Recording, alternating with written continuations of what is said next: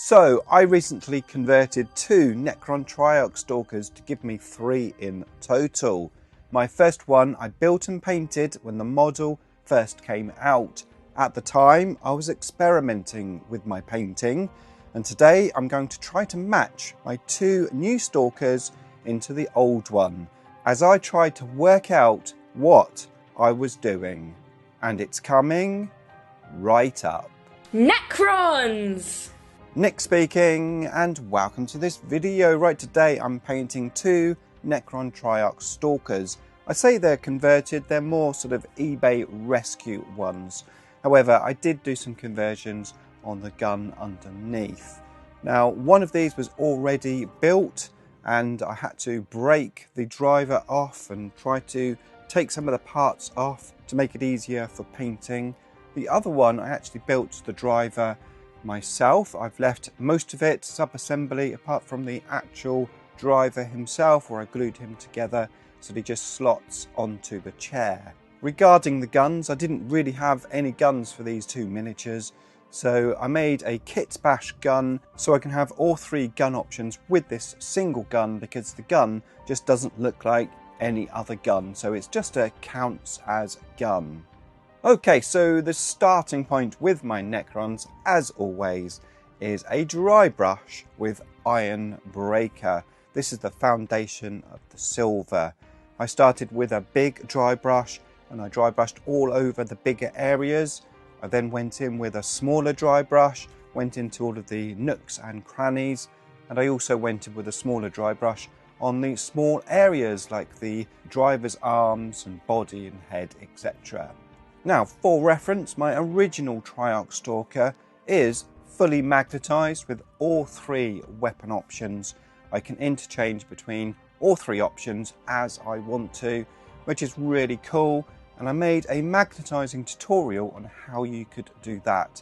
So if you have an original miniature where you have all 3 weapon options, then yeah, there's a video linked in the description below to show you how to do that.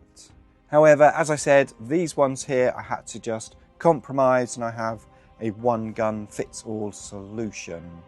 Now, once I'd finished with the Iron Breaker, I moved on to Leadbelcher.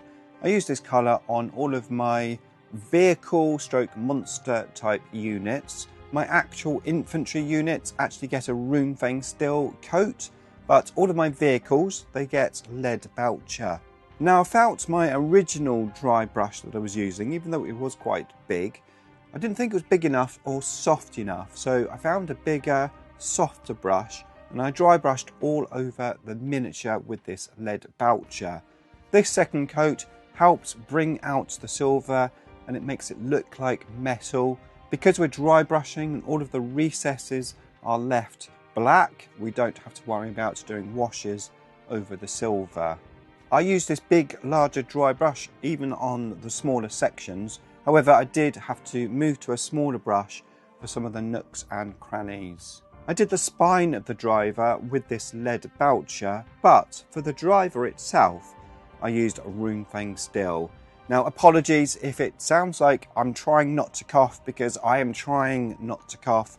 I still have a chest virus, and it's causing me havoc, especially when it comes to making videos, so apologies for that.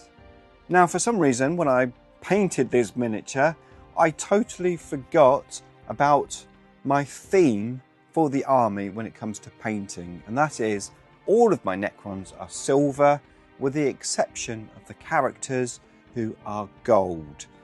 That's my theme. The characters also get very colourful capes, so I can add some extra colour into the army, but all of the normal Necrons are all silver. However, on my original Triarch Stalker, for some reason, I painted the body gold. Not all of the body, I have silver arms and silver legs, but a gold body. And not only that, I used a different gold from what I use on my characters. I have no idea what I was doing, but I think what I was doing, because I was experimenting with painting at the time. I was trying to improve my painting skills, trying to take my painting to the next level, and I think I was copying the original artwork of the Triarch Stalker. Okay, so on to painting this miniature, and next it was Warpstone Green, and I painted all of the orbs and all of the areas that I wanted to be green. I thinned down the paint and I did several coats of paint, about 2 to 3 coats, depending on how big the orbs were. I used this colour to paint the Necron symbols on the driver's chest, and also the very big Necron symbol on the actual Stalker itself. As for my custom gun, I didn't really know how I was going to paint it at this stage. I was thinking of having black at the front half of the gun, not really sure about the turret, but definitely green on the inside sections of that front piece. I also decided to paint the orb at the back green as well. Of course, this gun was originally a heavy death ray from the Doom Scythe. I cut a load of pieces off and added a few extra pieces here and there to make it different, but I wanted to make sure that it was painted totally different from the heavy death ray. Okay, so let's talk about gold. Now, I did paint... Stupid cough. Okay, so let's talk about gold. Now, I did paint this miniature a long time ago, a time where Games Workshop had a totally different paint range. And this is also another problem because, well, trying to match the paints when you're trying to match a new model into an old model can become quite difficult. So I had to experiment quite a lot with how I painted this gold. I worked out in the end that I painted it with 50-50, a mix of Balthasar gold and Gehenna's gold for the symbols on the legs. I also worked out that I did a sepia wash on top of that gold. Now, not only was I experimenting at this stage, trying to improve my painting skills, I also, well, I wasn't writing it down, what I was doing, which made this twice as hard, 3 times as hard, 10 times as hard, because I didn't write down my formulas. I do have a notebook where I write down everything that I do when I paint. However, for some reason, on this Triarch Stalker, I didn't do that. What was I thinking? Now, in terms of the body of the driver, I worked out that I used runic armour. Now, luckily, I have all of these paints that I'm talking about in my paint rack, so I was able to duplicate it.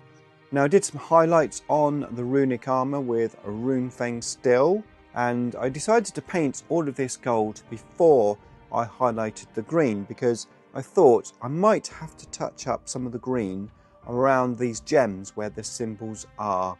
So I painted all of the golds, including the sides of the symbols. Don't forget those, because it's not just the top of the symbol you need to paint, you do need to paint the sides as well, otherwise it just doesn't look very good. I used Runefang still and feathered the highlights. Feathering is where you effectively put the paint on the extreme area where you want the highlight to be, and then you just spread the paint towards the area you don't want the silver to be. So it's like an easy glazing, so rather than having lots and lots of coats, you just have a few coats, you just spread the paint around. It's a good technique to give you a nice blend. I've already made videos on how to wet blend, feather, glaze, etc. They're all linked in the description below if you want to check them out. And if you're enjoying this video, then please press the like button, maybe subscribe, turn on all notifications by hitting the bell button. Now, I also used the Runefang still to paint the little wires underneath the chest plate. It just helps those wires pop. Okay, so now it's time to try to work out exactly what I was doing with these green orbs, because they look very different to how I paint orbs now. Now I just do a really simple, easy paint scheme of layering. I just layer on the Moot green over the top of the Warpstone green. Okay, it doesn't give me the greatest looking orbs in the world, but it does give me some nice bright orbs, and I like them and they're easy to paint. However, at this time I was experimenting and I was trying to improve my painting skills. Some of the small gems I have just layered, which is great, easy to do. However, some of the other ones, the bigger ones, well, at first I thought I'd tried feathering them, but looking closer, I've actually tried to stipple them. Stippling is like, I suppose you could say, doing lots of very small sort of dots, whether you just go up and down with the brush. And the idea was to try to make the green go from the bright Moot green into the warpstone green and give you a nice sort of blend. The reality is it's okay, but it doesn't really look that great. It looks fine if you're just playing a game and you're looking from tabletop sort of level, but if you get close to the miniature, it doesn't look that amazing. It looks okay, but I have to appreciate that I was experimenting, I was trying to improve my painting skills, and the only way you can improve is by doing. So that's what I was doing at the time, and I have to accept that. Now I have a choice now to either try to match these two new miniatures into this old one, maybe just paint them how I paint them now and make them look a little bit different, or potentially take the old miniature and try to paint that to the level of the new one. In the end, I decided just to try to match these miniatures into the same paint scheme I did way back when. Okay, so the orbs were done and I was pretty happy with how they all came out. They certainly matched into the old one. And now it's back to the gun. I've painted the little grooves at the front and also the little, I suppose you could sort of call them circles or dots, which are sort of in the groove. I'm not quite sure how to explain them, but I painted them green anyway. And now it's time to paint the front half of the gun black. I thought this would give a nice contrast to the silver. It will make it look different from the Doom Scythe one, and also will match the rest of my army, which generally have black at the front of the guns. In the end, I decided to leave the little circles, the little dots, green rather than painting them black. Also decided not to highlight this Moot green any further, which is what I did on my original Heavy Death Ray. I highlighted it with Nurgling green, but I thought if I don't do that, it will make it look a little bit different from that gun, and also because the gun itself isn't as powerful as a Heavy Death Ray, I didn't feel it needed those extra highlights. I then did a very light dry brush of Leadbelcher over the black. Not too heavy. I didn't want to turn the black into silver. I just wanted a few little highlights, almost like chipping of the black. Now usually I differentiate the units by their bases, by different material on the bases. But of course these aren't on bases, so I decided to use the buttons on the driver's console to do this. So I had one button painted green on one miniature, two buttons painted green, and then of course 3 buttons painted green. So if I'm doing an army list, I can mark them down on the army list. Triarch Stalker 1 has a heat ray, Triarch Stalker 2 has a heat ray, Triarch Stalker 3 has a heat ray.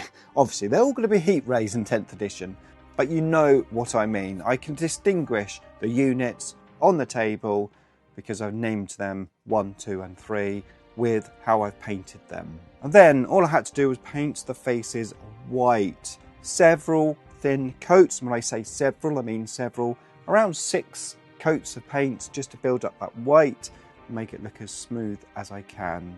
And we are done. All 3 Triarch Stalkers ready to go.